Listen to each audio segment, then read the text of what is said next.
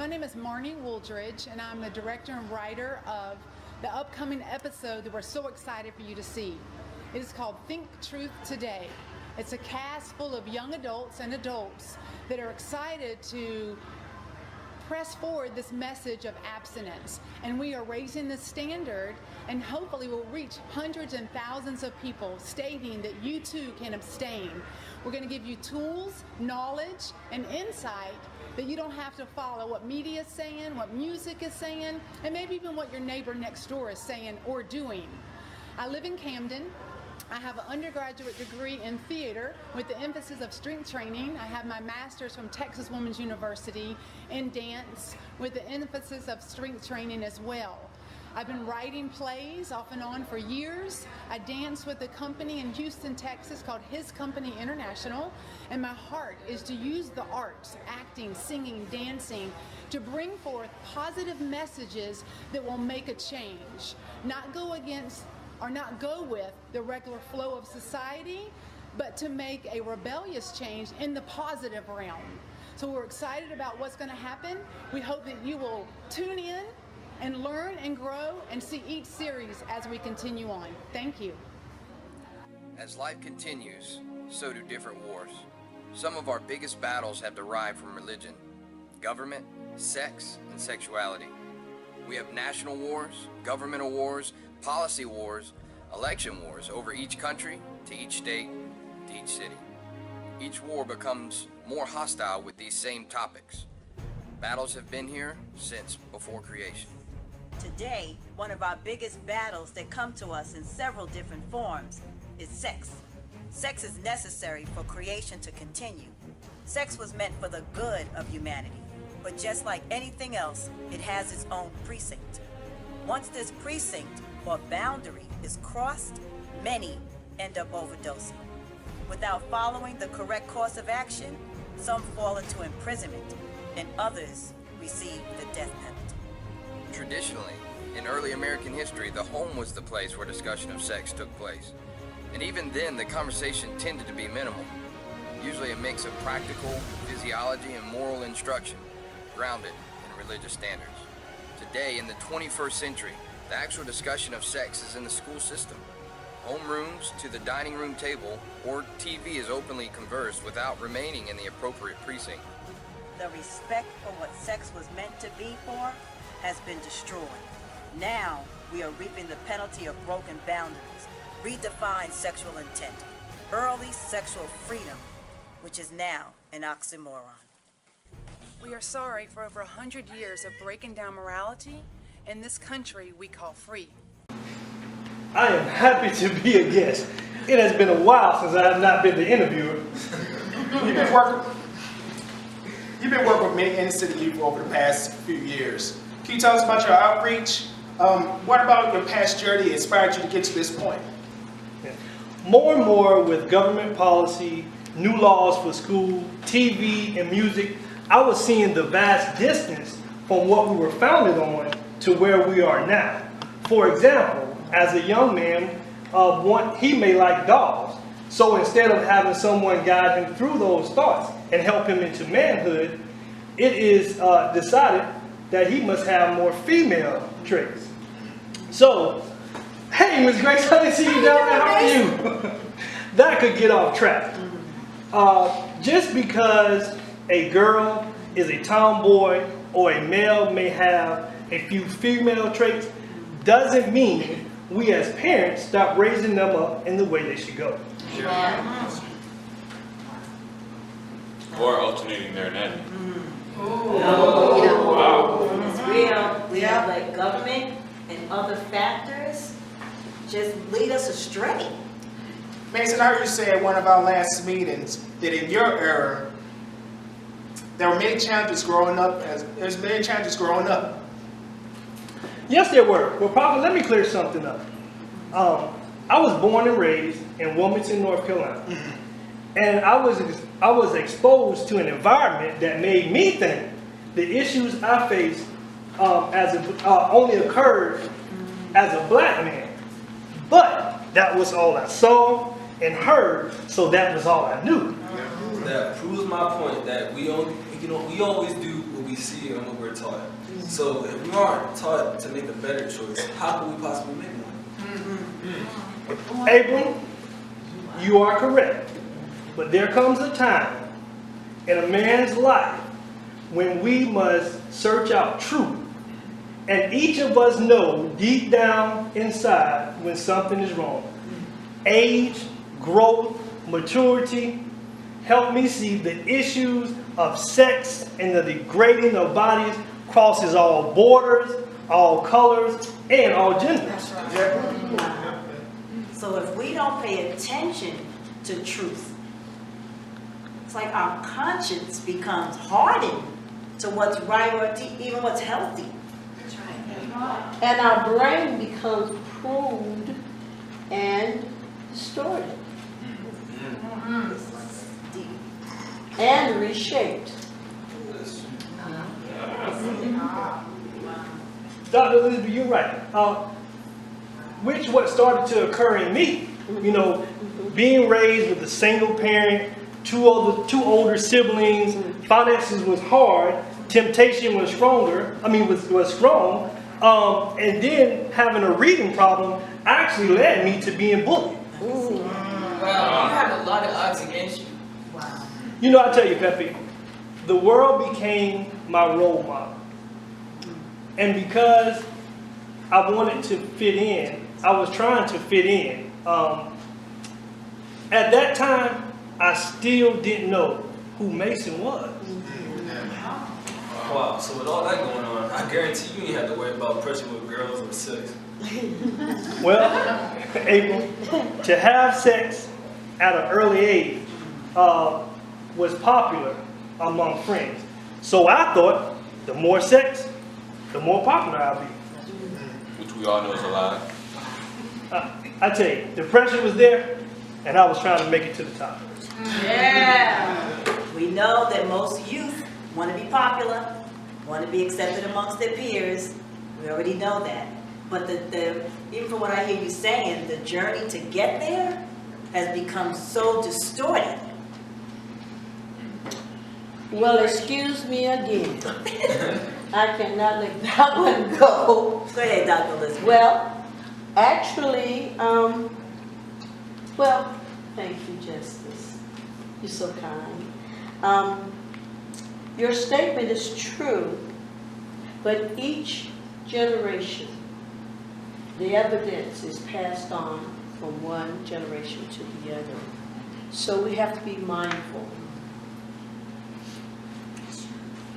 So, Abram, Pepe, and Samuel, you must think about what you're doing because it affects your future. What you do today, it affects your future. That's true. So unhealthy choices we or our peers make can take our future and it will mold our brains. Yes, and son, actually, it's a tour guide into their future. This actually fascinates me. The image and structure of the brain leads and guides us into the future. To change it, to restructure the brain, and to change the thought processes and behavior could take years. So basically, every choice that we make today shapes our tomorrow. Right on. So I was taught in my time by the project and society, having sex made me more popular. It didn't show me what else it would give me. Like what? Depression, STDs, Emotional stress and empty pocket because of a dirty diaper. Good point, Max. Look at it. Yeah. Oh, look. I'm reminded now that for the male, the hormone vasopressin is released, which tells him to go ahead and repeat his actions. So he has the fire in the brain going on with hormones. Now that's true, Prophet. But let's step back a bit and just break it down a little bit more. The vasopressin, the male hormone, it's secreted into the brain and basically affects bonding. So it's like we hear about oxytocin with women, but both can aid in drawing you back to that same person, back to that sexual encounter, whether it was healthy or unhealthy. So dopamine is the stronger of the hormone, which causes the desire to repeat the experience.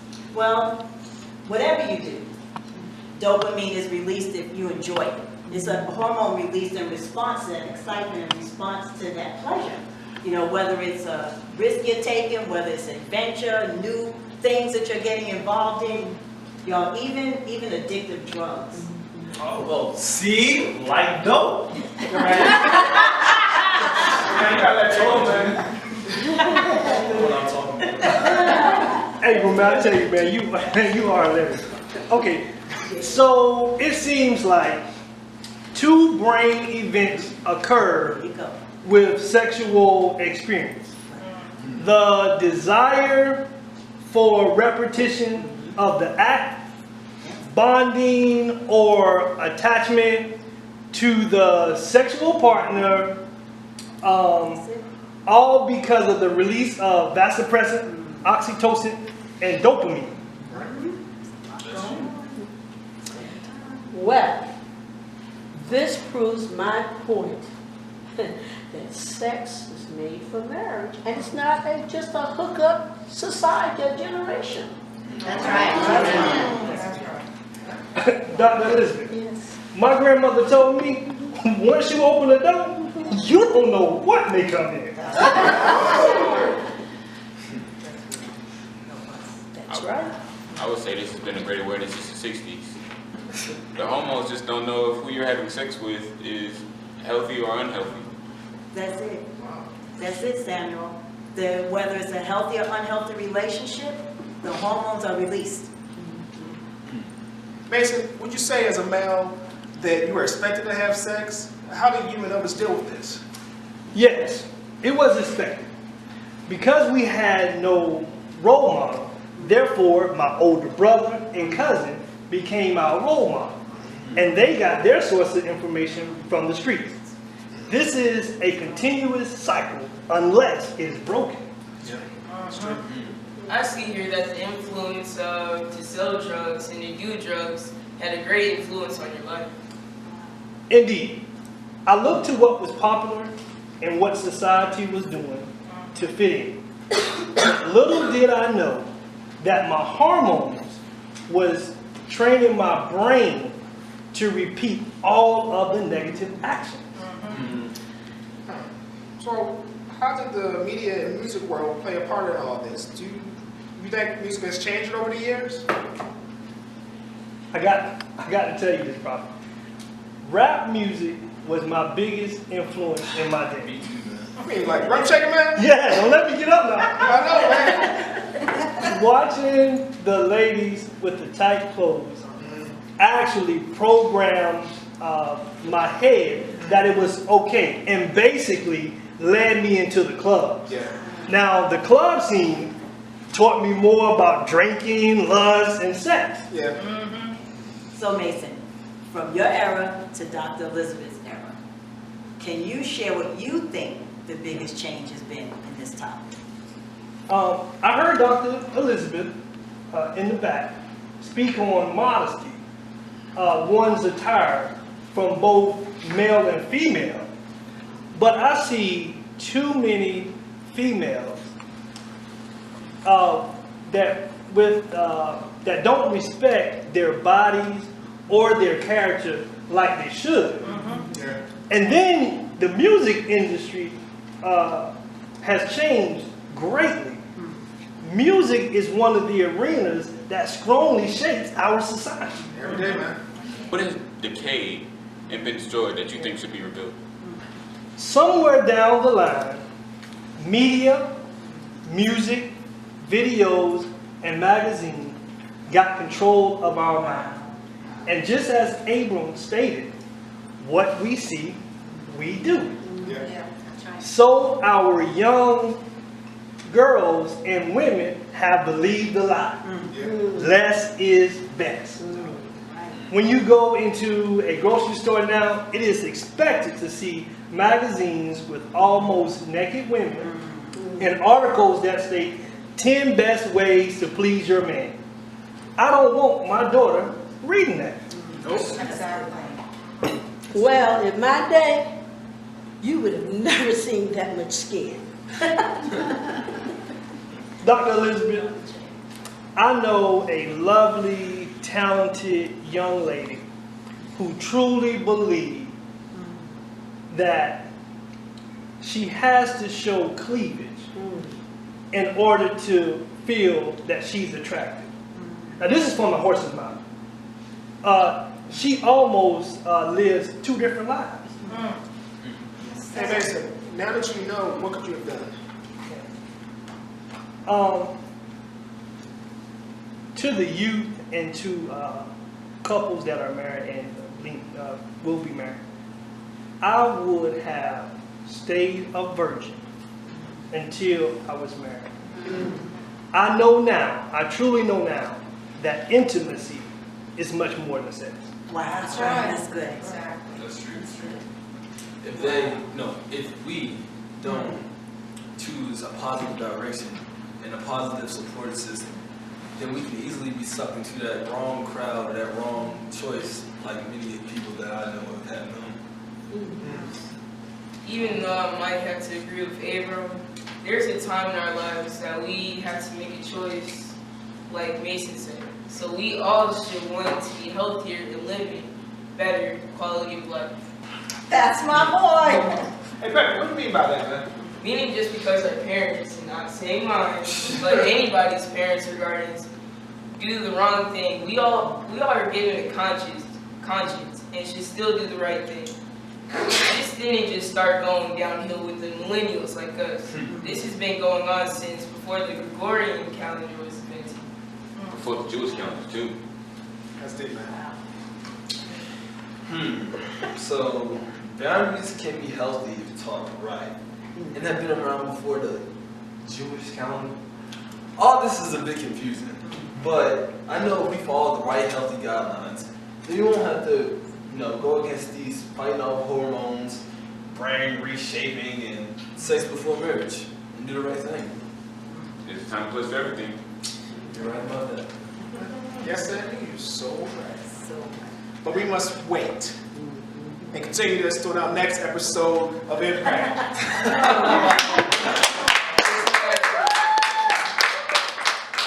Hey, everybody, be sure to tune in next month when we go out live on the streets and ask the public a variety of questions.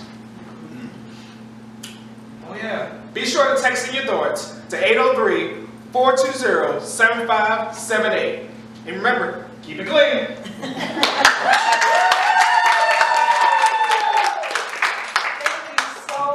Y'all for coming. Thank you so much. And we just want to end this episode with our special guest, Mr. Joshua Daniel.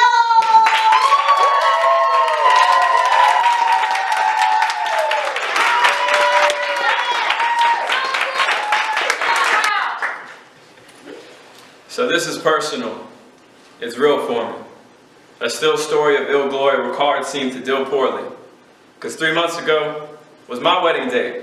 And I got to look at my wife-to-be and tell her that she wasn't worth the wait. And it hurt me, because it shows she wasn't worthy of waiting. And sometimes I think maybe this all would have been different if I had been taught healthy dating. And I'm just saying, it's hard to stay pure when you're living in hell.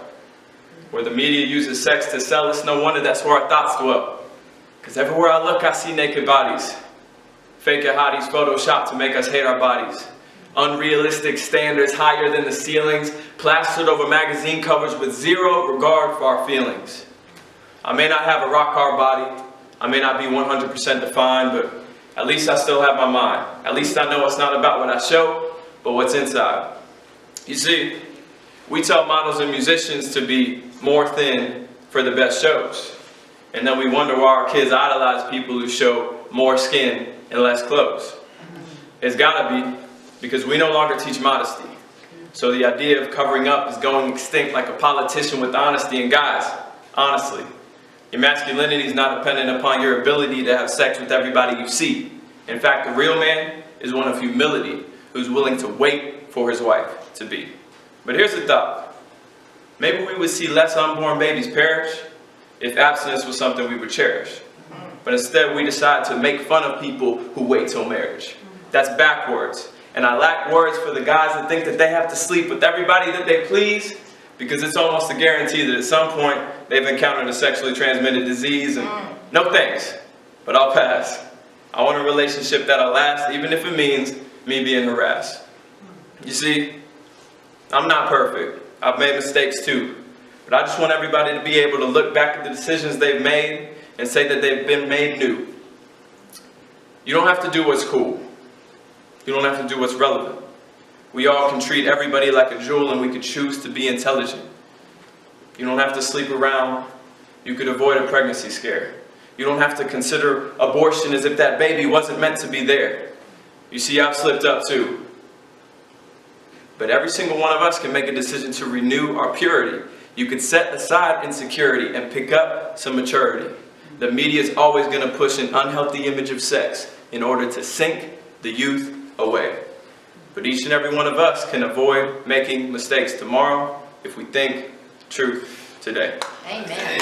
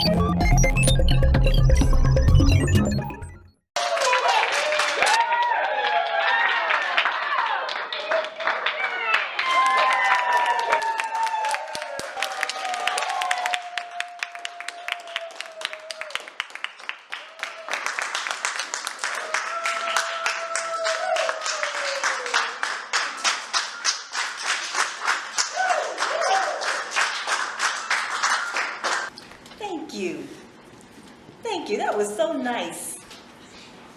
Oh, hello, I'm Justice. Sorry, it's just that doesn't happen often.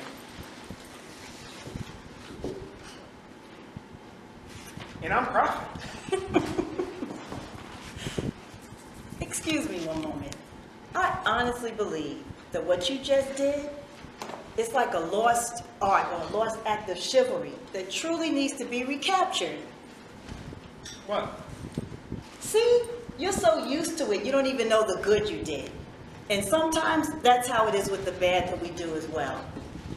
We're here at Impact today to look at what we do and what we don't do and the difference that it makes. We're here to look at how our actions impact our society. So as a primary example, what you just did, the good you did and how it made me feel, how it made me smile. What did I do? You pulled out my chair.